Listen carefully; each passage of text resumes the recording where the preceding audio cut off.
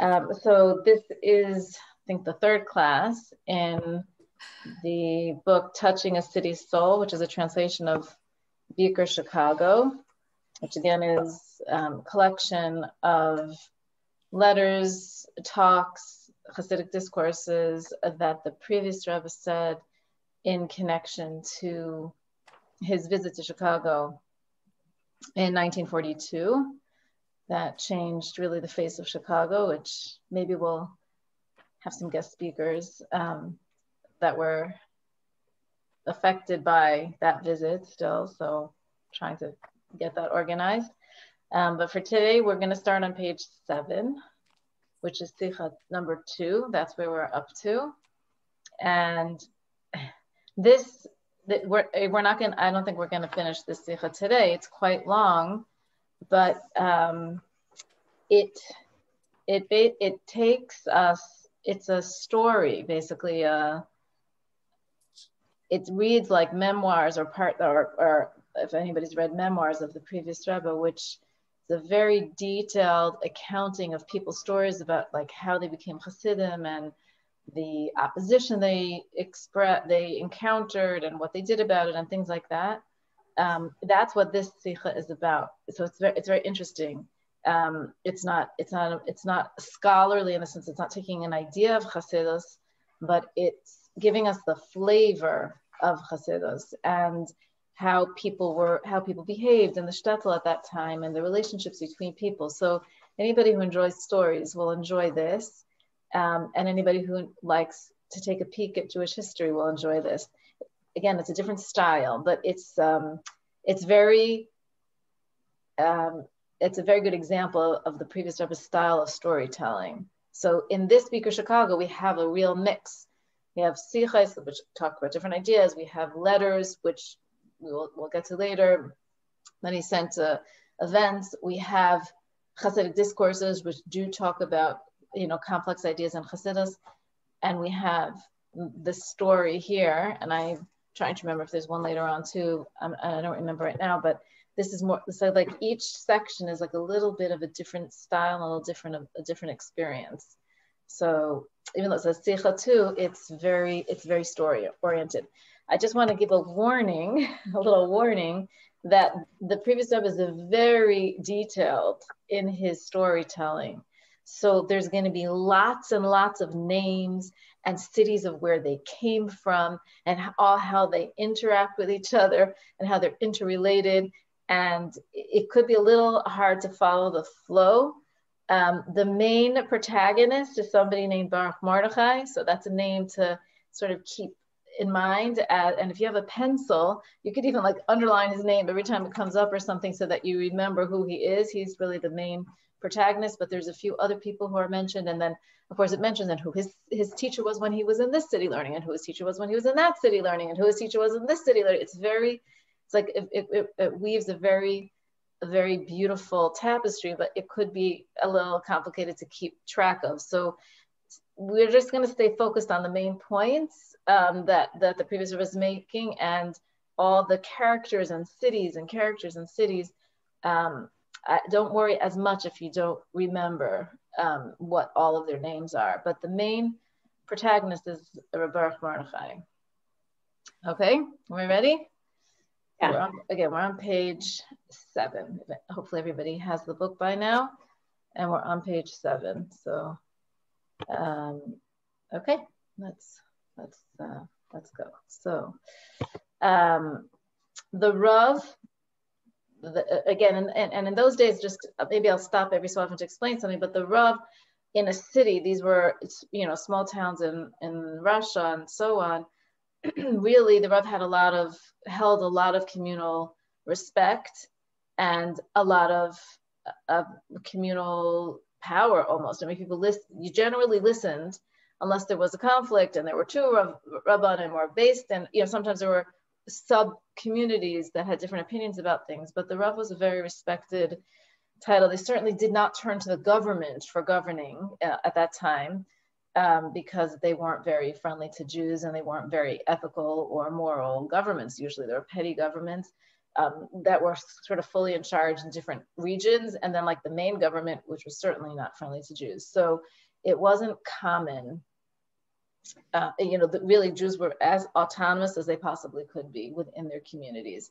And there wasn't a lot of mixing between the Russian peasants and the Jewish community, because really the Russians would have been very happy to wipe out their Jewish neighbors. So there was, within the community, there were definitely some connections, but like with the noblemen and things like that, there weren't as many connections, unless they had special situations going on that they needed to have connections and so on.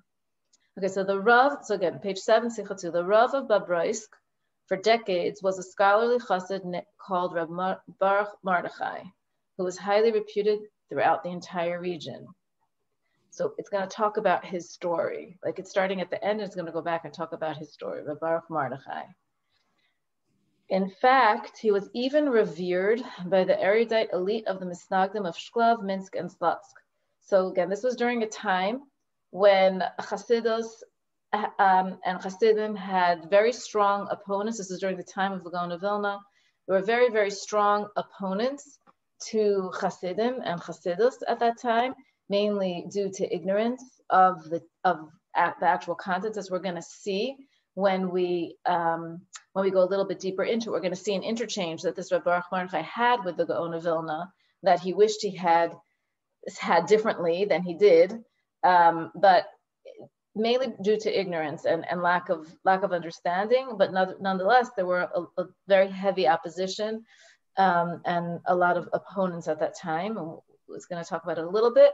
But it says even the Misnagdim, even the opponents to Hasidus who were in these cities of Shklov, Minsk, and Slutsk, they also revered Rebbe Baruch Mordechai because he was known as a very, very wise scholar, even though he was a chassid.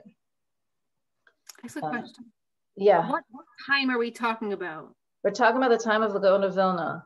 So what year? Like I'm saying he figures into this story, so I think that's like it's probably like the late 1700s is really I think what we're talking about. I think there's going to be a date on the next page. Yeah, like late 1700s. His maternal lineage was distinguished. This Rebbe Baruch Mordechai. His maternal lineage was distinguished. His mother was the daughter of Chaim Yehuda Leib, the learned Rav of Lvov. All he knew of his late father was that he had moved from Lvov to the Vilna region, where he settled in New Shvetsian. Okay, you'll see that his father died when he was very young, so he didn't know that much about his father's background. So he came from a distinguished lineage. When Rebbe Baruch Mordechai became familiar with the lifestyle of hidden tzaddikim, he understood from his memories of his father that he belonged to that circle. So there was a group of people who were called the hidden tzaddikim, the nistarim. They had special. They followed different Kabbalistic kinds of things and behaviors. And as he became more learned and he became older, he understood that his father belonged to this group of people of what were called the nistarim, because of the way that he had comported himself, I guess. A lot of these people were based on the teachings of Reb Adam Baal Shem. There was a Baal Shem Tov was a student of previous generations of people who called themselves Baal Shems, the master of the name, meaning Hashem's name. They were Kabbalists, and a lot of them were connected to that, and they were hidden tzaddikim. He understood, as an exceedingly bright and promising young scholar, Reb Baruch Mordechai left his parents' home after his bar mitzvah and went to further his studies in Vilna. That was very common in those days, that the yeshivas were extremely limited. They were chadarim in the little towns for young people, but the people who were really could go further in their Torah scholarship would go to larger cities where they had yeshivas that sort of everybody came to from the smaller towns. Not everybody would continue on. People would stay and become tradesmen and help in family businesses and things like that. But the people who were really had an aptitude for scholarship and wanted to further their studies would go to these different places. So he went to study in Vilna. Vilna was a center for Torah study. On the way there, however, in a Bais Medrash in Svetsian, he met a gifted young man with whom he studied for a certain time. It was while he was there that his father passed away, so a little bit after his bar mitzvah. In later years, he recalled, for 2 years I studied under my mentor, Reb Michal, better known among Hasidim as Reb Michal Apatshker, without knowing he was a Chassid of the Alter Rebbe. Only in my 3rd year there did he divulge the secret, as if it was to be guarded by 10 locks, that he was one of the disciples of the Rebbe of Liozna, and that several of his Hasidim lived in Svetsian. For half a year, he taught me Hasidus and then advised me to continue my studies in Vilna. So again, people studied Hasidus, and it was a secret. It was like a secret group of people. People couldn't, especially scholars and teachers and respected people, if others found out that they were studying Hasidus, and the Misnagdim called the Hasidim the Kat, which means like the sect, and they would really do terrible. I mean, they could even beat them up or chase their families away. They would disgrace them and so on. So people were kept that a very closely guarded secret at that time, and he was a chassid and he was teaching this boy, and I guess he felt he had an aptitude and a certain level of connection to Hashem that he wanted to share this with him. But like he said, he didn't even know for 2 years that this is what his mentor was. And sometimes people got married and they didn't know that their husbands were like that until after they were married. So it was like a very well guarded secret. So again, he's a young boy now. He left his home, went to Svetsian on the way to Vilna and studied there for about 2.5 years. And then he's now continuing on his way to Vilna, which again was a Torah center. In Vilna, the young Rebbe Mordechai got to know some of its renowned scholars. And in the course of his studies, he joined the advanced students who heard the lectures and pilpulim delivered by the heads of a few of the local yeshivas. A pilpul is an erudite discussion of Talmud, usually, either halacha or Talmud. So these were like the elite scholars of the time in Vilna, and he went there to study, and he was so gifted himself that he went to the highest advanced classes and heard from the heads of all the different yeshivas. By some circumstance, word got out that this young 16-year-old was the prodigy from Svetsian, and his indescribable gifts in Talmudic argumentation soon earned him the name Derbal HaGayom. That it translates as the logician. Basically, it means somebody who is very clear thinking, like who really thinks clearly. He was esteemed by all the local sages and had ready access to the head of the local rabbinical court, Reb Schmoll. Moreover, from time to time, he was privileged to engage in scholarly discussion with the Gaon of Vilna of blessed memory. Now, Reb Schmoll, that's another name to keep track of because he's going to appear in our story again and again. So Reb Baruch Mordechai is this young boy who, like a prodigy, and he came to Vilna and he studied and he was able to have access to Reb Schmoll as the head of the rabbinical court, and also to the Gaon of Vilna, who was really the head of the whole community in Vilna at the time, like also a very respected Rav. As soon as Reb Baruch Mordechai arrived in Vilna, he received a letter from his mentor, Reb Michal. Remember, that's the one who he studied with in Svetsian for 2.5 years, and contacted one of the local Chabad Hasidim with whom he studied Chabad Hasidus regularly. Again, he couldn't just go around asking, who are the Chabad Hasidim here in Vilna? Because everybody was undercover. But with this, and they wouldn't necessarily even let him in, even if he found out who they were. So, because unfortunately, they also, as we know from the Alter Rebbe, right? Misnagdim turned the Alter Rebbe into the Tsar, and he was put into prison. So, like it wasn't just like, oh, they have an ideological difference. It was physically dangerous at times for people to know that you were a Chabad Chassid. They might turn you into the authorities on a trumped-up charge. Like they did with Alter Rebbe. So he had a letter from Reb Michal that sort of introduced him to who the Chabad Hasidim were in Vilna and allowed him access to that group, that underground group, and he studied with them as well.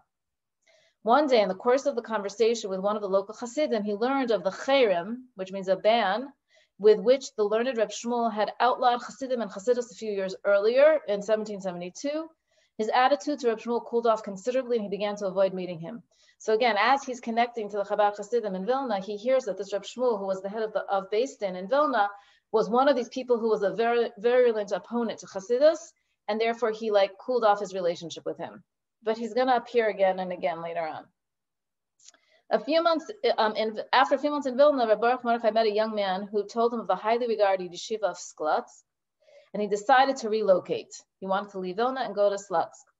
He studied there and later in the Av Bais Din's yeshiva in Minsk for a total of about 2.5 years. Remember, in the beginning, it introduced him as somebody who was very well respected in Slutsk and Minsk and all these places. He had gone to all these places to study, and he rose to the top every time. He was considered part of the elite advanced students. In every place that he went, this was his situation. And indeed, throughout his life, he had no end of praise for the scholarly stature of the Hori Rosh Yeshiva of Slutsk, Reb Aaron Yaakov, and likewise for the Rosh Yeshiva of Minsk, Reb Menachem Shlomo, who had been a close disciple of the eminent author of the classic Seder Hadairos, Rabbi Chiel. So he studied in these places, and he very much respected the heads of the yeshiva, of the academies there that he studied under, and in turn, he also was very respected in those academies. So this is the first stage of the story. Are there any questions? How are people doing? Okay, we're okay? Thumbs up. Is that Poland or Russia? It's part of the, honestly, it's probably Poland. I'm not sure. The borders went up and back. I'm not sure. Oh, Ala will know. Yes, Ala, go ahead. Can you unmute yourself? Because I remember the names of the cities that my parents talked about. Because they were from Poland. Often, no, Minsk, right? Belarus. Minsk, what? Belarus. Minsk. Belarus. Okay, yeah, that makes sense. Is Lithuania. Yeah, Vilna's in Lithuania. But it was the border changed, so exactly. It's Poland on Russia later, yeah. But it is Lithuania. Okay, thank you, Ella. Okay, thank you. That's what it is. All right, thank you. Sure. Okay. From Minsk, he returned to Vilna, where he immediately found his place in the company of the local Hasidim and was one of the Torah scholars who were supported by a local society that had been founded for that purpose. He immersed himself in the study of Nigla and Hasidus, and from Nigla means revealed aspects of Torah like Talmud and Jewish law. Nigla literally means revealed, and Hasidus, which is the esoteric teachings, right? The teachings, what we call the esoteric teachings of Torah. And from time to time, he met a few of the advanced local scholars. Among them were the two sons of Reb Schmoll, the above-mentioned head of the local rabbinic court, who he was trying to avoid because he was so against Hasidim. Reb Schmoll was so now it's going to tell you a little bit about the background of Reb Schmoll, just so that you know who he is, because now that we're talking about him a little bit, the Friedrich Rebbe feels it's very important to know who he is. So it's going to tell us. And these are names that, some people will have recognized in those from those times.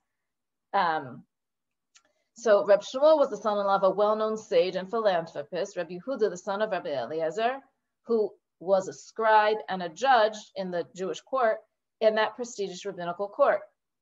On account of his exemplary piety and the many favors that he did for his townsmen, this is Reb Shmuel's father-in-law, they gave him the title of Yesod, which is an acronym of the Aramaic and Hebrew words that mean Yehuda, Sefer, and Shofet of the Holy Congregation of Vilna. In the original, it shows you Safra v'Dayana. It's Aramaic terms that mean Yehuda, scribe, and judge. That text is engraved on his gravestone. So that's the father-in-law of this Reb Schmoll, who's the head of the court, who's against Hasidim, who originally this Reb Baruch Mordechai had somewhat of a relationship with, and then he sort of let it cool. His son-in-law Reb Schmoll was widowed in the year 528, 1968, and sometime later he married the widowed mother of Reb Baruch Mordechai. So Reb Schmoll is now the father-in-law of Reb Baruch Mordechai, this young pupil, this young Eloi, this prodigy who was cooling him off. Father-in-law or stepfather? I'm sorry, stepfather. Thank you. I misspoke. He married his mother, stepfather. Thank you, Miriam Leah.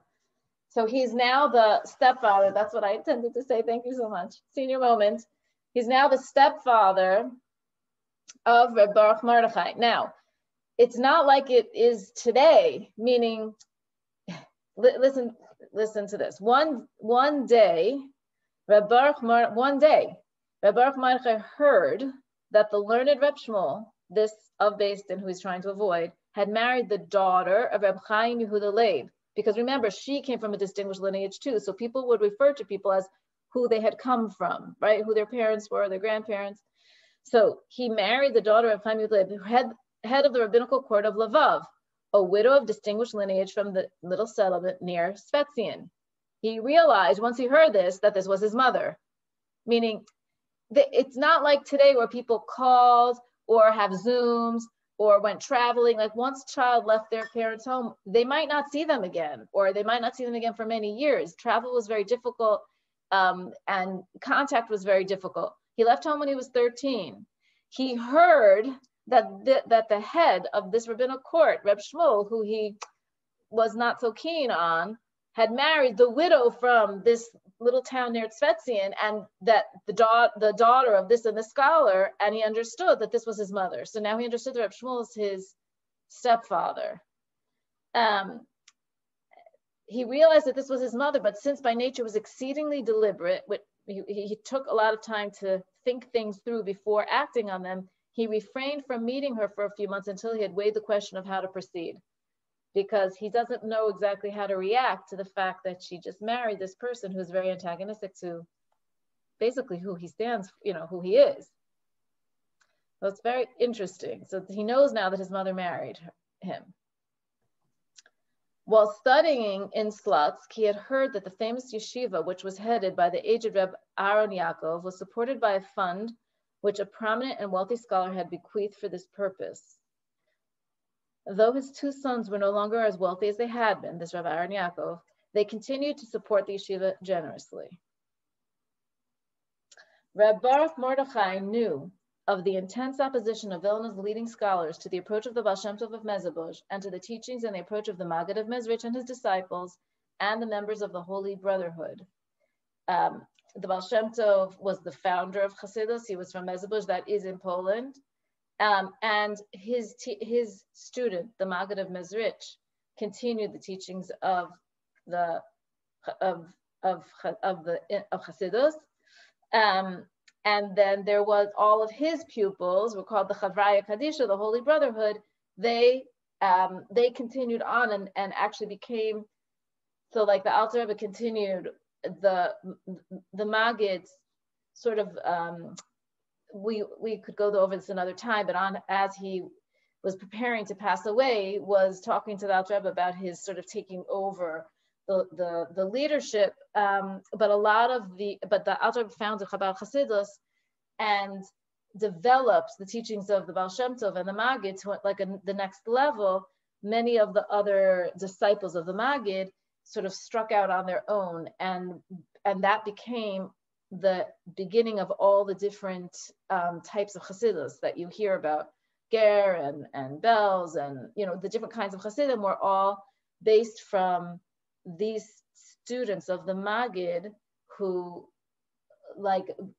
became their own Rebbes of groups of people, and sort of broke a little bit away from the Alter Rebbe's teachings. I mean, not necessarily in a negative way, but just that's what happens. So those Chassidim are called Chagas Chassidim, which stands for Chesed, Gvur, and Tiferes, which are the emotional aspects of the 10 soul powers. And Lubavitch Chabad is called Chabad Chassidim, which is an acronym of Chachma, Bina, and Das, which are the intellectual soul powers, because the Alter Rebbe wrote an intellectual explanation and development of the teachings of the Baal Shem Tov's Chassidus. He really encapsulated them into intellectual terms so that everybody who wanted to have access to these ideas could have access to them by studying them. And wrote the Tanya. And then from the Tanya, everything else has come, all these thousands of books on Chabad Hasidus are all based on basically the teachings of the Tanya. So, Rebbe Mordechai knew about the opposition in Vilna to all of Hasidus, to the Baal Shem Tov, to the Magid, and accordingly, and the Vilna Gaon lived in the times of the Alter Rebbe and was antagonistic. I mean, the Alter Rebbe lived at the same time as the Vilna Gaon. So accordingly, he was puzzled by the reverence with which the Baal Shem Tov was mentioned in Slutsk, meaning when he was in Slutsk, he saw that people were mentioning Baal Shem Tov with reverence, but in Vilna they weren't. So he was wondering why there was that difference. In fact, it was related that the Baal Shem Tov had arrived there in honor of the dedication of the big Bais Medrash and Yeshiva that those two brothers had built. These two brothers who their father had set up a fund to support prominent, scholars. I'm sorry, this yeshiva, the famous yeshiva that was supported by the fund. The Baal Shem Tov had come for the dedication of that yeshiva that was supported by this family. So this Rebbe Mordechai was surprised. Like in Vilna, they talk against the Baal Shem Tov, and here, when they dedicated this yeshiva, the Baal Shem Tov had been honored as one of the guests to come for the dedication. So it was like confusing to him. Moreover, the local people used to show visitors a large stone near the Bais Medrash on the spot where he had stood and delivered Torah teachings. In other words, not only had he come, they even invited him to actually come and deliver Torah teachings, the Baal Shem Tov, in Slutsk. So why is it so negative in Vilna? When he studied in Minsk, remember, these are the three places he studied, Vilna, Slutsk, and Minsk. So in Vilna, there was a lot of opposition to Hasidim. In Slutsk, the Baal Shem Tov was an honored guest. What about Minsk? When he studied in Minsk, Rebbe Mordechai had found a community of Chabad Hasidim who davened and studied in a shtibel of their own. There he had met young men who were heavyweight scholars of refined character. He had observed how they were insulted but did not insult in return, and though disgraced, they did not retort. This is a quote, like it's here from the Gemara.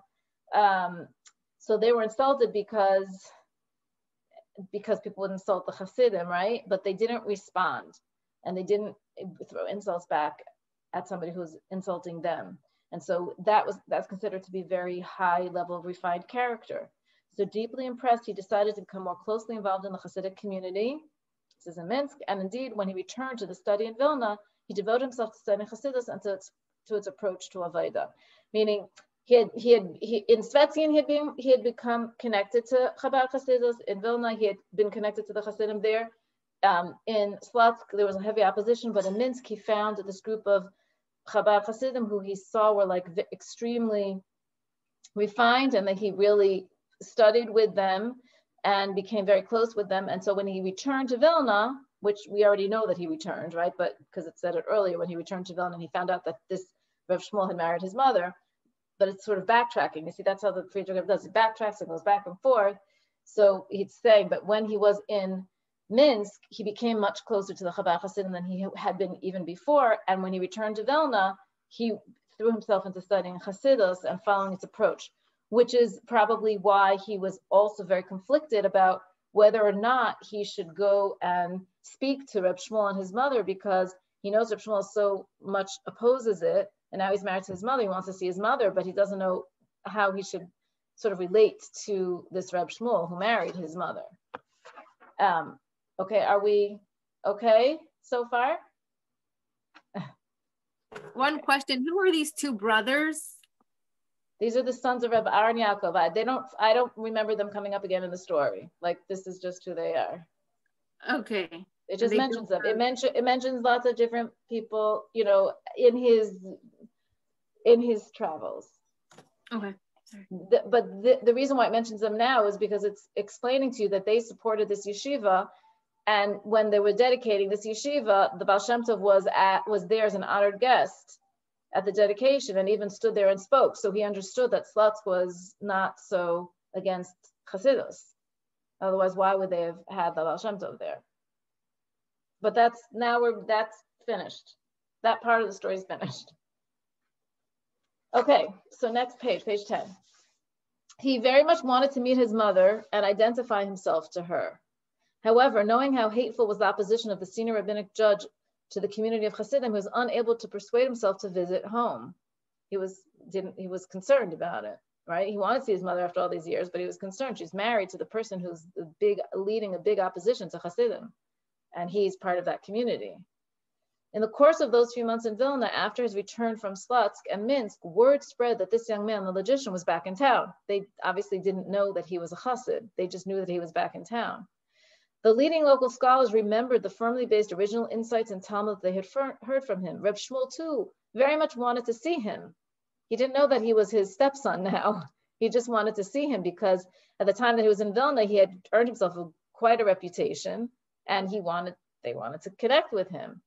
But Reb Baruch Mordechai refrained from an encounter. He's just concerned, right? He's not exactly sure how to proceed. So meanwhile, he's not doing anything.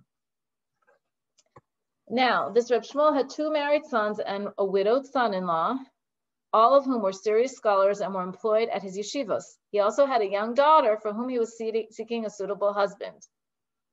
You can see where this is going, right? It was at this time that the well-known controversy between Reb Schmoll and the leading townsmen of the Vilna community flared up afresh. I'm not sure what that well-known controversy, but there were also, you'll see, some of them, well, you'll see as it goes on. Some of them were the Maggid of Mezritch's disciples. So that's they were also scholars. And so if he was against Hasidim, then he was also against the students of the Maggid, even if they weren't Chabad Hasidim. It was anything having to do with the sect, as they used to say, the Kat. So it was at this time the well-known controversy before Reb Schmoll and the leading townsmen of Vilna community flared up afresh, right? Nevertheless, he had many thousands of supporters in Vilna and in that entire region. His scholarship was renowned throughout all the neighboring countries, and many prominent scholars in Poland and Germany shared his anguish. Some of them remembered Pinchas Horowitz, the famed author of Sefer Haflah, and his famous brother Reb Shmelk of Nikolsburg, as well as other tzaddikim and towering scholars who had belonged to the Holy Brotherhood of the disciples of the Maggid. Having known them, they had a way to explain the intense controversy which crushed Reb Shmuel's reputation as an outstanding scholar. They attributed it to divine retribution for the ban by which he had excommunicated the teachings of the Baal Shem Tov and the members of the Holy Brotherhood. So it seems like the tide was turning a little bit, and people were seeing that these were very great scholars who counted themselves as the students of the Maggid. One day, Reb Shmuel's sons were discussing with him the various marriage proposals that could be suggested for their sister. When his Rebbetzin heard them talk about the logician, the prodigy from Svetzian, that last phrase caught her fancy. She had recently heard people using it. She had earlier heard that her son, Reb Baruch Mordechai, who had set out to study in Vilna, had stayed in some time to study in Svetzian. Who knows? Perhaps this prodigy from Svetzian was her son. Well, guess what, guys? It was her son. When the opportunity arose, she asked her husband's son for his name. In other words, her husband's son for the name of this prodigy from Svetzian, and was astonished to hear that it was in fact Baruch Mordechai, which was her son's name.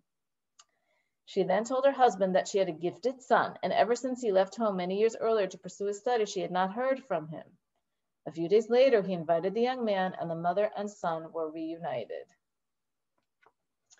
So, now that he was specifically asked to come, he came, obviously, and they were reunited. Reb Shmuel told him that he would be welcome to live in his home, but the invitation was declined. I suppose he felt that might be too close for comfort. He didn't know that he was a chassid at that time. Eventually, in response to the endeavors of Reb Shmuel's sons, Reb Shlomo and Reb Avigdor, Reb Baruch Mordechai agreed, with his mother's consent, for the proposal of marriage with Reb Shmuel's daughter. So now the father is married to his mother, and he is married to this man's daughter. But you're not allowed to marry your step brother or sister. I'm not sure that that's true unless you grew up with them. Oh, okay. I don't know if that's actually true. There's no relationship. There's no blood relationship between there. Yeah, I know, but I don't know. You can't have yichud with them, but Yeah, I don't know. Well, anyway, they were allowed to do it. I'm not sure if it's because it's completely allowed, which I think it is, or it could just be because they didn't know each other, but they got married. But this is an example of people getting married, meaning she grew up in her father's house, but like she didn't know that she was marrying a chassid. This happened in those times, right? It's not, like now it would be surprising. Like you would say like a person who's a Chabad chassid only wants to marry a girl who's a Chabad chassid. You know what I mean? Like, but in those times, dating. What? Different kinds of dating. It was different. Well, it was different kinds of dating, but it was also people didn't. They didn't, especially at this time, they didn't. It wasn't open necessarily that they were Hasidim. People would get married. Like there's stories, people got married and they would see that their husbands got up at chatzais to say tikkun chatzais and they didn't know what was going on and they were concerned and they'd go to their father and the father would be like, oh no, I married you to one of the members of the kat, and like, but whatever. It was different times, exactly. But anyhow, so he married the daughter of his mother's husband. Okay. This young couple, but he didn't want, he drew the line at living in the house because I suppose that would have been too close for comfort. So the young couple set up their own home. If you look at the footnote, it says doing so in that patriarchal era was an assertive departure from the norm, whereby newlyweds were expected to move in with their authoritarian in-laws. I mean, it was very, it was very common because people got married usually young, that especially if the boy was learning, that they lived with one of the sets of parents because they had no means of income. And this was a situation with the Alter Rebbe as well. That's one of the reasons he had some grief from. And then they moved to their own home. And Reb Baruch Marcha was appointed head of one of the major yeshivas in Vilna, where he was widely esteemed. 10 years later, when his father-in-law passed away, the elders of the community resolved that never again would anybody be appointed the head of the rabbinical court of Vilna. Because he was, so now it's his stepfather and father-in-law. Miriam Leah now really is his father-in-law. And when he passed away, I guess they felt like nobody could fill his shoes, and or whatever, for whatever the reason is, there wasn't going to be one head of the court. Okay, so now comes the next sort of era of the story. Are we all okay so far? It's very detailed, right? But okay, we're getting the main flow of it though. Look, you come to class, you have a lot of different kinds of experiences, right? Basi Lagani and talking about all these mystical things. We have talking about Avaida, we have talking stories. It's like a lot, it's nice. It's like very diverse. The Friedrich Rebbe has very, very diverse things. So you're getting in this Bikur Shakak, you're getting a spectrum. Okay, next stage. The local Hasidim vowed the involvement of Reb Baruch Marcha in their community as they studied Hasidus in depth together. And as time went on, he was drawn to it increasingly. Thanks to the efforts of some of the participants, from time to time, they received manuscript copies of maamarim that had recently been delivered in Liozna, right? Those are, handwritten copies of Hasidic discourses from the Alter Rebbe. This is from the Alter Rebbe, who was living in Liozna, right? The Alter Rebbe actually never moved to Lubavitch. He studied in Lubavitch as a bacher, but he never lived in Lubavitch. He lived in the Adi and in the Liozna. The largest of the centers of Chabad Hasidus near Vilna was Polotsk. That story of the water carrier from Polotsk, Rob Schmoll of Lubavitch, was named after the water carrier of Polotsk. Almost 90% of its townspeople were Hasidim, and the 8 largest Batei Medrash, as well as several Shtiblach, were Hasidic. Batei Medrash were places of learning, like yeshivas, and Shtiblach are places to daven, shuls. So in Polotsk was very heavily Chabad Hasidus in the yeshivas and in the shuls. Polotsk already had a history of its own. In the days of Rabbi Yoel Baal Shem and Rabbi Adam Baal Shem, remember we talked about how before the Baal Shem Tov, Rabbi Yisrael, the Baal Shem, who we called Baal Shem Tov, his name was Rabbi Yisrael Baal Shem, but we call him Rabbi Yisrael Baal Shem Tov, or just the Baal Shem Tov. But remember, there were lines of hidden, they were called Nistarim, hidden Tzaddikim, who studied Kabbalah. That was before Chassidus, right? Baal Shem Tov is the founder of Chassidus, but studied Kabbalah and lived a life according to Kabbalah and had students. But those were like very few groups. A teacher to a very small group of erudite, very like elite kind of students. It was very on the quiet because people didn't study Kabbalah openly yet. So it wasn't like everywhere and then they would learn, and then they would like disseminate into the different communities and try to lift the spirits of the people and help them be more enthusiastic in their davening and in their Avos Yisrael. They had certain like very basic tenets of connecting to Hashem, Avos Yisrael, loving every Jew, whether they're a scholar or not a scholar, and just like building up the people's morale at a time which was very, very difficult to live, both physically and also for fear of pogroms and attacks and things like that. So Polotsk could already, in the days of Rabbi Yoel Baal Shem and Reb Adam Baal Shem, it had been a home of a circle of Kabbalists and hidden tzaddikim. In the times of the Baal Shem Tov, Rabbi Yisrael Baal Shem Tov, it was one of the first towns to follow his teachings, right? Because he took those teachings of the Nistarim to the next level, and its community of Chabad Hasidim expanded vigorously, because Chabad Hasidus is based on the teachings of the Baal Shem Tov. In fact, in the course of the 10 years from 5534 to 5544, the whole population of Polotsk and of that entire region became Chabad Hasidim. And that was near Vilna. A major role in this growth was played by the adult students of the Chadarim, the study circles in the Academy for Advanced Scholars, which the Alter Rebbe had established in Liazna. In Liazna, the Alter Rebbe set up what he called Chadarim, 3 levels, 3 like study circles for different level scholars to learn Chabad Hasidus. So they in turn affected the environs that they were around and taught other people as they like graduated, I guess, from the yeshiva. So they disseminated the teachings and they affected the surrounding area, especially Polotsk. That was before he set out to escort Reb Mendel Haraduker on the way to his departure for Eretz Yisrael. And in fact, the Alter Rebbe had originally intended to go there himself. So the Alter Rebbe, Reb Mendel Haraduker, was also a student of the Maggid, whom the Alter Rebbe himself felt he was like a teacher of his, and he connected to him after the passing of the Maggid.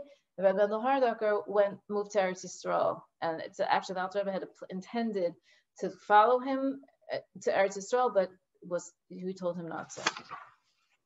So the Alter Rebbe was an organizer. From the time that he began to publicize Chabad Hasidus, so now he stayed, he listened to Reb Mendel Haraduker, he stayed in Liazna, and he developed the teachings of the Maggid, and this is what came. So from the day he began to publicize Chabad Hasidus, he set up 2 teams, a team of itinerant scholars who spread his teaching by word of mouth and also by distributing manuscript copies of his maamarim, and a team of copyists whose task was to provide the many thousands of copies that were needed. So he set up a system so that the teachings of Hasidus could be disseminated. At that time, in 1792, Polotsk had a group of publicists who worked effectively to disseminate the teachings of Baal Shem Tov together with the intellectual explanations of Chabad Hasidus, and they were successful in having them accepted by the scholars of White Russia. In addition, manuscript copies of fresh maamarim or fresh Hasidic discourses were often taken to Polotsk by a pedestrian courier who was paid by a few wealthy members of the Hasidic Brotherhood in Vilna. So they set up a system to publish and to disseminate so that people could learn Hasidus. So even before we had internet and publishing houses, people were dedicated to spread these teachings so that people could learn. When Baruch Mordechai, we used to recall what the members of that brotherhood underwent in that little-known era. He would describe how they would make a secret contact with their like-minded brothers in Svetsien and Polotsk. For the courier entrusted with the task of making that contact, this was in some measure a life-threatening situation. Because remember, if he's caught, there could be a group of Misnagdim who would beat him or would turn him into the government on some trumped-up cause. Like, it was dangerous. It could be dangerous, let's put it that way. So he needed connections, and he needed like secret signals and letters, you know, and like to know whose house to go to and where to find that person. There's no phones, there's no cell phones, right? So he had to like go to a town and find out who somebody was without never having seen a picture. There weren't like photographs plentifully either, right? So like, it wasn't like somebody could show him a picture and say, look for this person. They had to say the name. They had to say, like, let's say the medrash that he studied in. They had to say maybe which area of the town he lived in. There weren't like street names necessarily, right? Like, so and then he had to like sit down in shul, and like maybe somebody would come up to him and say, oh, where'd you come from? And he would like say the name of the town. And then they'd be like, you know, like, undercover like ways of, you know, we know somebody's coming with my maamarim of the Rebbe, but we don't know when exactly, right? The Russian winters, could be a week, could be a month, could be 6 weeks, who knows? But they're on the lookout for like somebody who's just coming to town and looks like, you know, so like everything's very like, you know, hidden and through hints and everything. The profound maamarim attracted and influenced the intellectual Lithuanian elite. And particularly in the Vilna Brotherhood, they attracted the brilliant, illogical mind of Baruch Mordechai, who thirstily drank every word of the Haskalah, which is like the footnote says, philosophical dimension of Hasidic thought that they taught. Finally, in 55-53, after many years of intensive study, he visited the Alter Rebbe for the first time and remained in Liajna for several weeks. In the course of the next few years, until his second visit in 55-57, he had a great deal to relate regarding what he heard and seen, what he had heard and seen in Liajna amongst the Yeshvim. That means Yeshvim literally means somebody who's sitting, and that refers to full-time yeshiva students because they sit and learn. That's why a yeshiva is actually the same root, sitting, a place to sit, because he would sit and learn. And regarding what he had heard and seen while he was in the presence of the Rebbe. So this, you could say like what he had heard and seen. So what he had heard, not only what he had learned, right? The maamarim are the things that he learned, like the scholarly part that he had learned.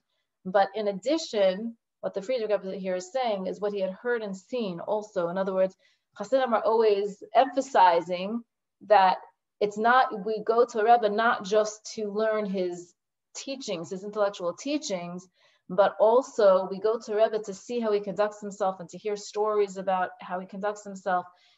It's a whole education on how to be a mensch, how to connect to God, and how to be a mensch, how to comport oneself as a human being to the highest refined level. There's the famous story of a Talmud who went to I think it was to the Baal Shem Tov, and they asked him when he came back, what did you hear? What did you learn? He said, I didn't understand anything that was said, so why did you go? I went to see how he tied his shoelaces.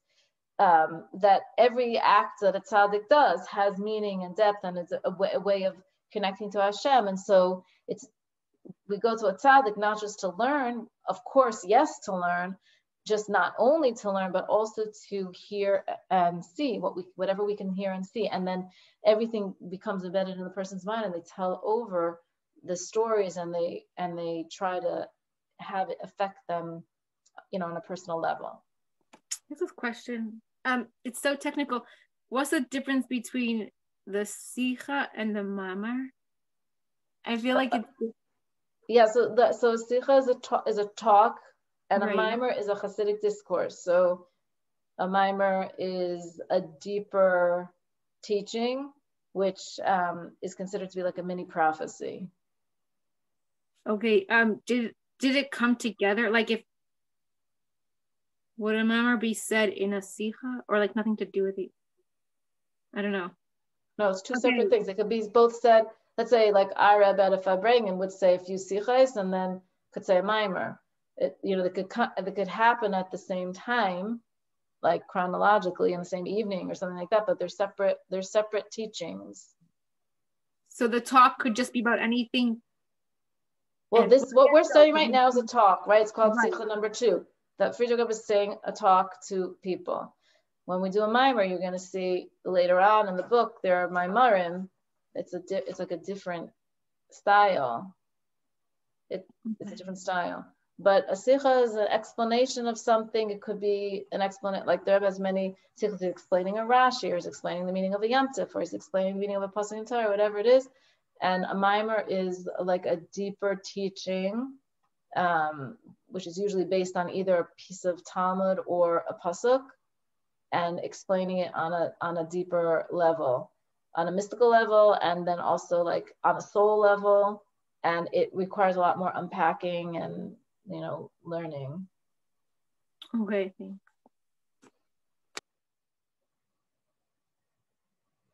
Okay. Are we fine? We want to try to do one more section. So in Tammuz, 1896,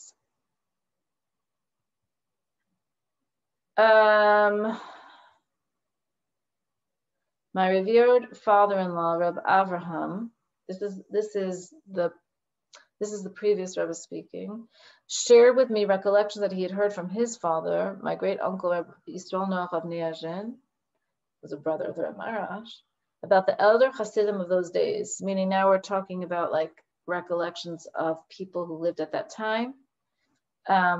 He related, for example, that Reb Baruch Mordechai came to Lubavitch in 1851 in order to take leave of the Tzemach Tzedek before traveling to Eretz Yisrael, and stayed in town for several weeks. So this is Reb Baruch Mordechai years later, right? Years later, he came to Lubavitch to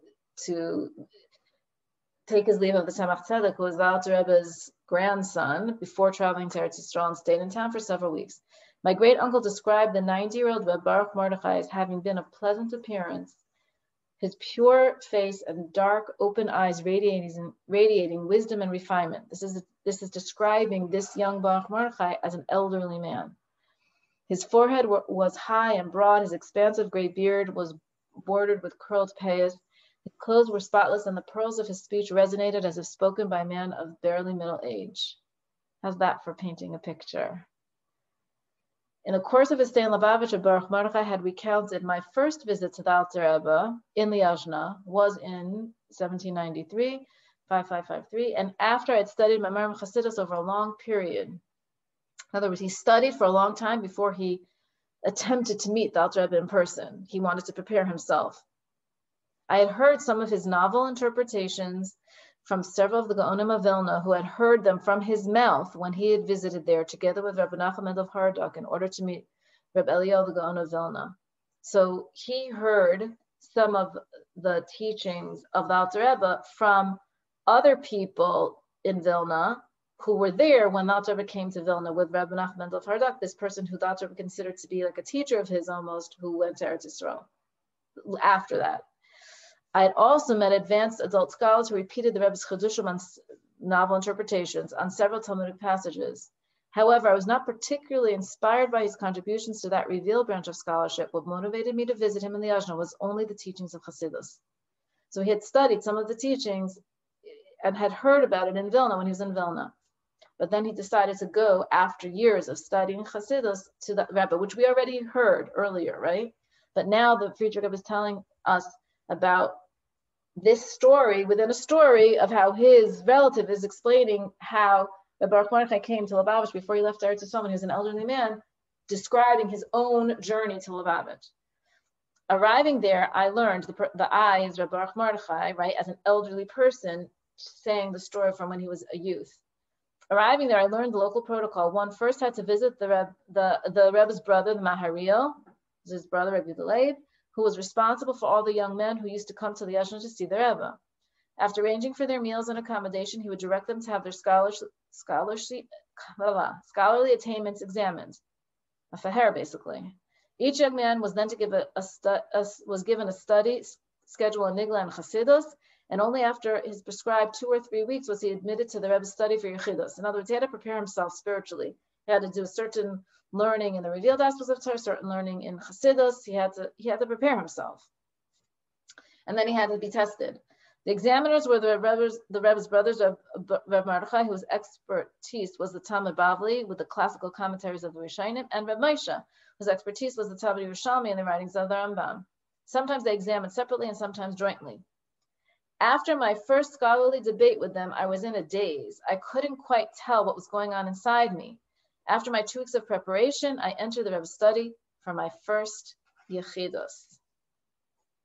And on that cliffhanger, we're going to have to end class for today.